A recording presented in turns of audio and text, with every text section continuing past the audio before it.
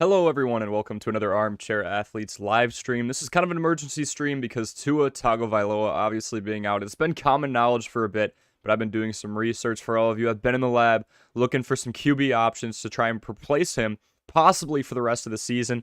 I mean, who knows if they make the playoffs, but fantasy-wise, all we care about right now in terms of utilizing somebody effective at the quarterback position, it's going to be this week and possibly next week, depending on your situation. So my name is Corey, and this is Armchair Athletes. Welcome aboard, where I do plenty of fantasy analyses, case studies, and of course, I answer all of your fantasy questions in the comment section below.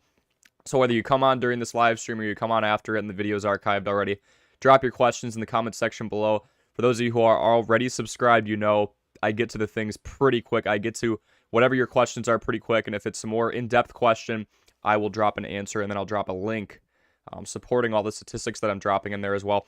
Before we get going, make sure that you leave a like and subscribe to this channel, as I'm giving you 3 life-saving quarterback replacements amidst this horrible Tua Tagovailoa injury, yet another concussion. Also, if you are confident in your sports research like I am, make sure that you go and join Underdog Fantasy by hitting the link in the description. Use promo code Corey0410, that's CORY0410, to get your deposit matched dollar for dollar up to $100. It's a great app. It allows you to guess overs and unders and also gives you constant fantasy updates. There's a whole tab dedicated to injuries, roster updates, all that good stuff. So a great app with lots of resources and plenty of opportunity to make some money.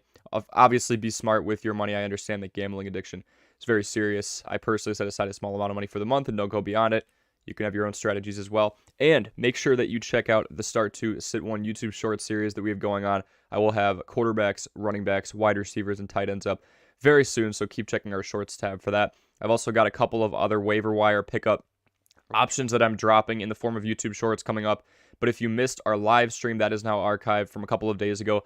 Check out the people that we believe you should be picking up right away. Going into Week 17, their immediate starters, their streams. And one of those guys is actually on this list as well. Let's get into some Brock Purdy. We've talked about Purdy and his reliability before. I mean, the guy has 2 passing touchdowns in all but 4 of his complete games played. We'll count the Miami game as complete for the most part. He has at least 15 fantasy points in each of his last couple of starts. And if you look here, the guy also has the easiest remaining schedule of any fantasy quarterback. You can see Las Vegas is coming up for Week 17. Then after that, he will go up against the Arizona Cardinals as well.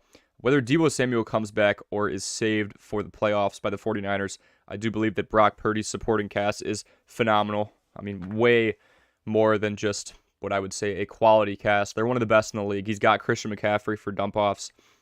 He's got Brandon Ayuk. He's got a top 3 tight end in George Kittle, who's really come into his own again the last couple of weeks.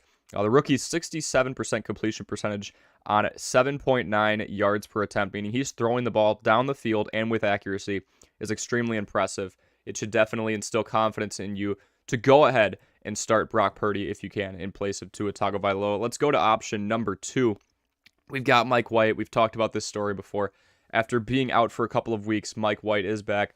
Now, with White, we are selling volume here, okay? He has 101 passing attempts in his last 2 games, and he also has a pair of 300-yard passing games to his name. If we look at Mike White's performance in those 3 games that we're talking about, he absolutely shredded the Chicago Bears defense with 315 yards and 3 touchdowns. No turnovers, that's the key. We saw a slow degradation of quality from Mike White, not being able to score in the last 2 games. Now, Minnesota was pretty unexpected because they really they allow a lot through the air, and he got a lot through the air, 370 yards, but he did throw 2 picks and was unable to get in the end zone. Buffalo will excuse that because that was a pretty tough defensive matchup. But even with Minnesota, with no touchdowns, he was able to get 17 points. No touchdowns through the air, I should say. Going up against Detroit, they allow the most. Or I'm sorry, going up against Seattle, that defense is allowing 1.5 passing touchdowns per contest. So I do like Mike White's odds there. And this third one, you guys might give me some flack for. Let's go with Russell Wilson, okay? Hear me out. I never thought I would say this one. Maybe we have to take a chance on Russell Wilson this week for fantasy. I'm baffled that I'm even considering this. Obviously, he has had the worst season of his career. Yes, he has as many touchdowns as he has bathrooms in his house with 12 through 16 weeks. And yes, that is true. He has 12 bathrooms. Somebody looked up his house and was able to find out that he has just as many passing touchdowns so far as bathrooms, and he's got 2 weeks to break it.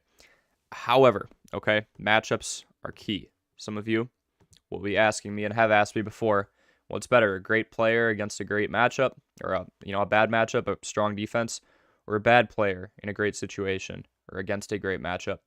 I think that Russell Wilson is definitely more startable than at least half of the quarterbacks in the league because of his opposition. And look, he has thrived against Kansas City in the past. 247 yards, 3 touchdowns instead of the 1 interception. Scored nearly 26 points against Kansas City. That is his second best, performance of the year. He had a better performance against the Las Vegas Raiders not too long ago.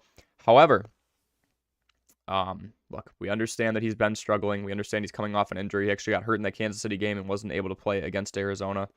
I still think there's a lot to like here against Kansas City. They're bottom 10 in the league in passing yards allowed, and they also allow a decent amount of scores through the air.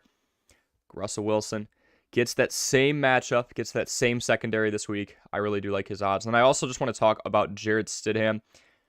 I would really stay away from this. I was going to put Gardner Minshew in this list. I did not because Jalen Hurts is not officially out. He's questionable right now. He's starting to get some reps in practice. We're not sure what the Eagles want to do here because they haven't clinched the number 1 spot yet. The Vikings are prowling right now, just 1 game behind them.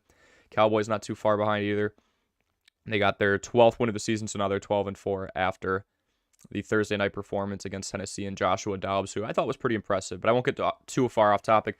Not a big fan of Jarrett Stidham. Yes, he worked under Josh McDaniels in New England. He's a backup. He has a couple of starts under his belt. He doesn't have a whole lot in terms of sample size to look at. Doesn't have a ton of experience.